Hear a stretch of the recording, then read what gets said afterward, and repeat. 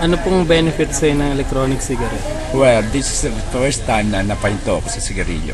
Ito lang, unang-una, for 40 years ako nanigarilyo, ngayon lang ako napahinto ng ganito. Anong benefits ba sa'yo ng electronic cigarette? Well, unang-una, nabawasan yung pagsigarilyo ko. Lumakas ako kumain. Tapos, lumakas resistensya ko. Yun lang. Actually, hindi naman,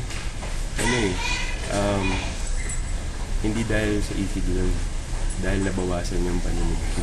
Which is, lumalabas kasi better alternative yung iso. Kaysa magsigarilyo ka. Anong benefit sa'yo, sir? Sa akin yung benefit sa akin na ito, kasi dati, so medyo chubby na ako. So, dati yung naninigarilyo ko, konting lakad, konting akit ng hagdanan, hinihingal na ako, lalo sa trabaho. Ngayon, kumbaga, ngayon medyo okay na. Then, yung resistensya ko dati, naibabalik. Anong benefit sa'yo niyan, sir? Like sa akin, mahilig kasi akong maglaro ng basketball.